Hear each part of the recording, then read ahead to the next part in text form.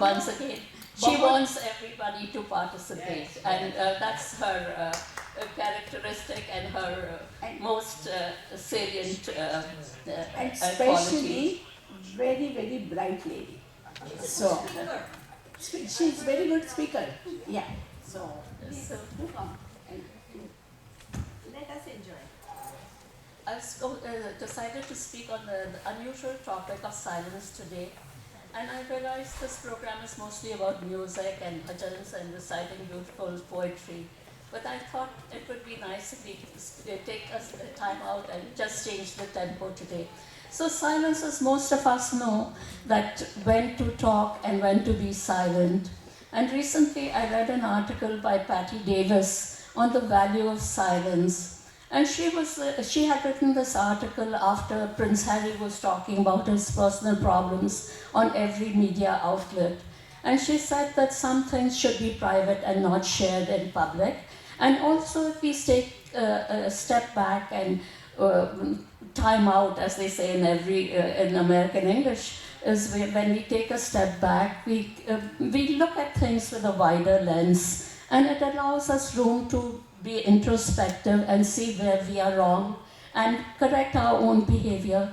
And it also allows us room to bend this relationship with anybody that we don't have a good relationship. When we take, instead of retorting, we take this time out.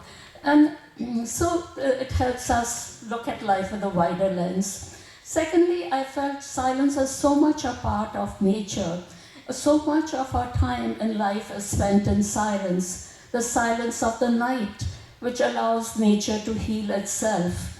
When we go to a park or to an ocean front or go on a hike to a mountain, what we are seeking is silence. Silence that takes our stresses from the daily life on the activities of the day. There's also silence in a place of worship. We meditate in silence.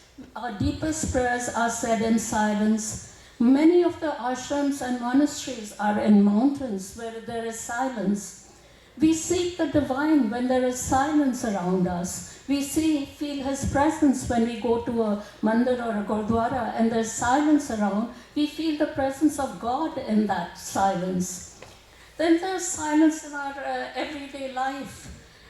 Before we go to bed, very often the family gets together in silence. The husband may be reading, the children may be reading their email or whatever in silence. It's a time of harmony and love and affection in a family, and it is done in silence. Secondly, I think there's a time when the children grow up and they leave for college, or when our child takes the first job out of state, and then there's silence at home. There's a wistful silence that now our children are independent and they no longer need us every day. And there's a silence at home, particularly mothers feel the silence when the child leaves. And then there's the unfriendly silence between husband and wife. When the wife is annoyed with the husband and she won't talk to him, and he'll say, what happened? And she won't say what's wrong, but then she'll just give him the silent treatment. They never understand why she's silent. So there's the unfriendly silence between husband and wife.